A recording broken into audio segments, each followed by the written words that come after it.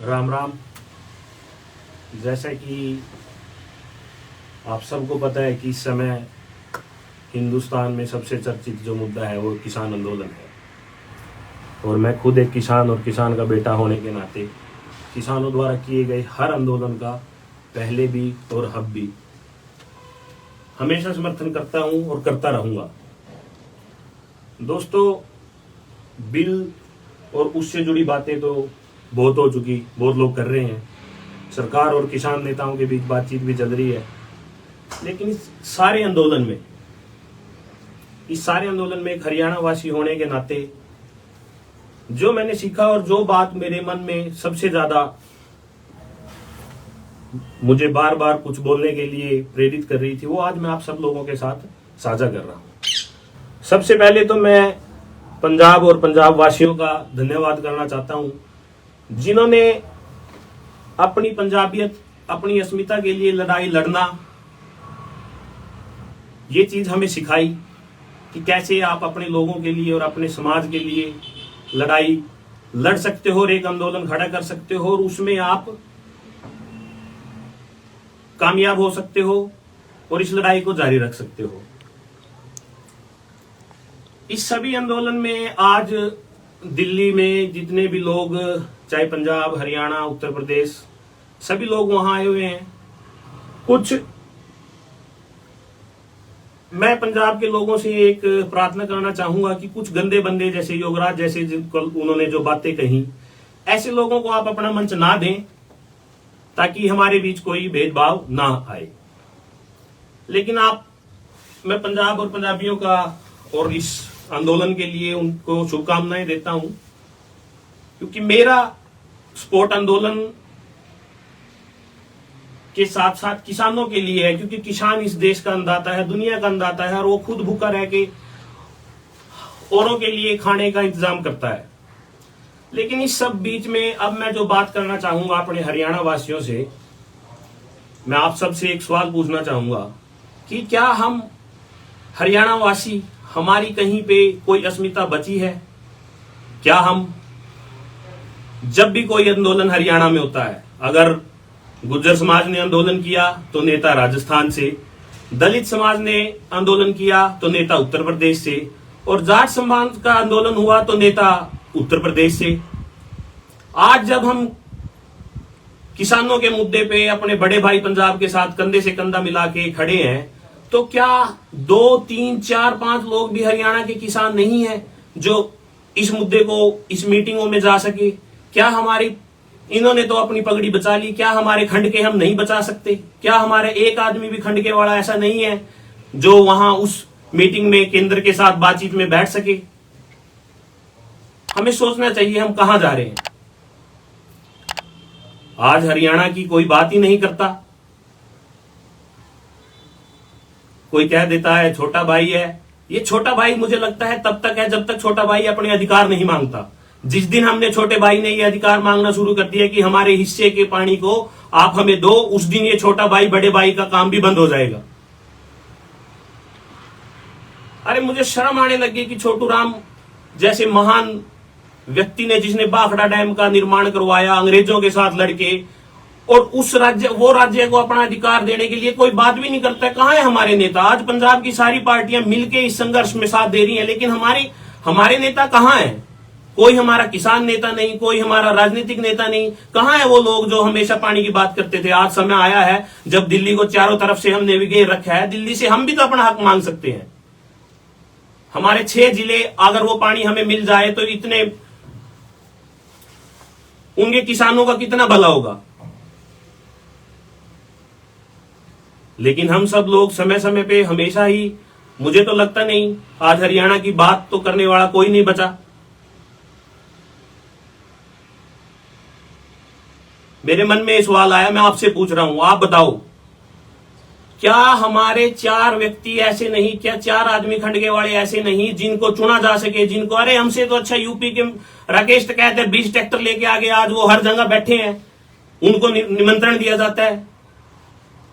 मेरे खाप के सभी खाप के लोगों से अनुरोध है कि हम सब आज इस आंदोलन में कंधे से कंधा मिला के खड़े हैं। लेकिन आप लोगों में से क्या एक भी व्यक्ति ऐसा नहीं जिसको बड़े भाई ने या उन लोगों ने ऐसा समझो भाई हाँ इनको भी इस बात के लिए बुलाया जाए?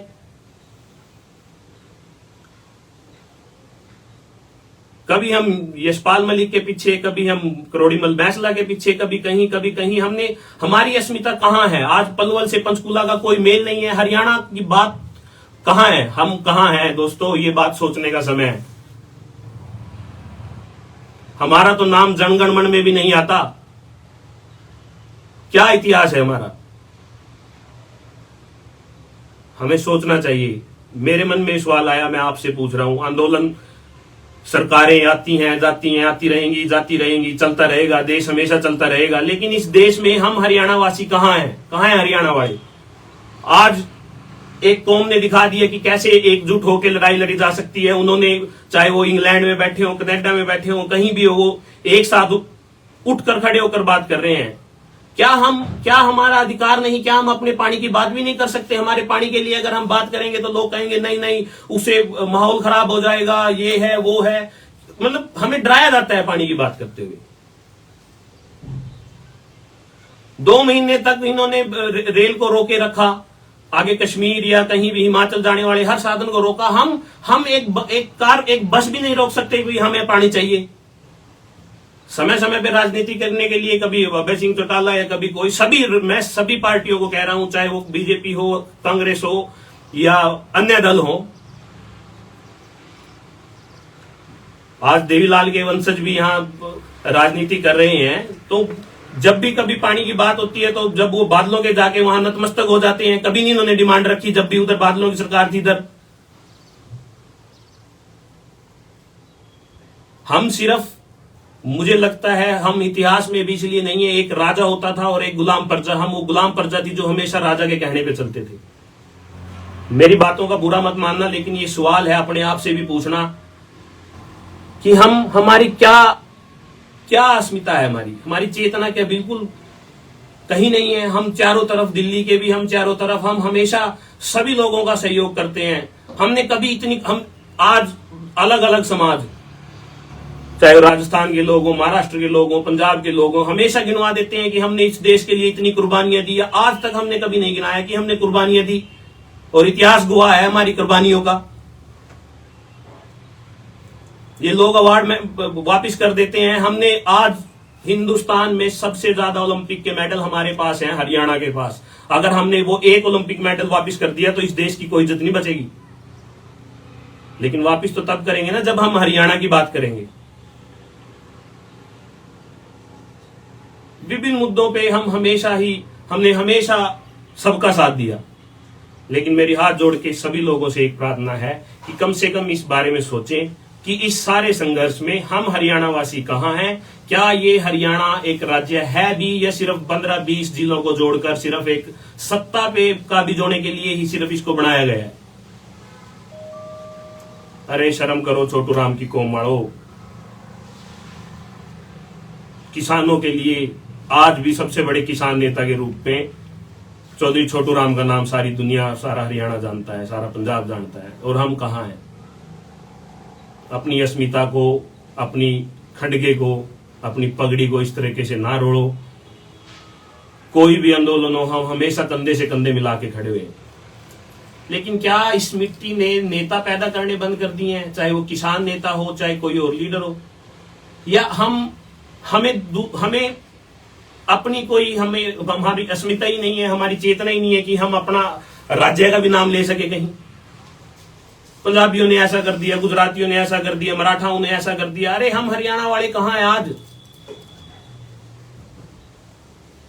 हमेशा हमने भारत माता और सबके लिए संघर्ष किया, कुर्बानियां दी, चाहे वो बॉर्डर पे हो, देश के अंदर हो, सिक्योरिटी फोर्सेस में हो। छोटा सा हिस्सा होते हुए भी सबसे ज्यादा लोग आज हम डिफेंस फोर्सेस में हैं। लेकिन जब भी कभी आंदोलन की बात होती है तो हमारे नेता, हमारे प्रदेश से कोई नेता ही नहीं। तो मेरा इतना ही कहना था। मैं बहुत सी बातें हैं समय समय पे करते रहेंगे। आज का मेरा सिर्फ आपसे रूबरू होने का इतना ही वो था। और आप सबसे हाथ जोड़ के रिक्वेस्ट है कि मेरी इस सवाल का अपने मन से पूछना कि क्या हम सही रास्ते पे चल रहे हैं या हमें एक हरियाणवी होके आगे बढ़ना चाहिए या नहीं बढ़ना चाहिए। जय हरियाणा, जय हिंद।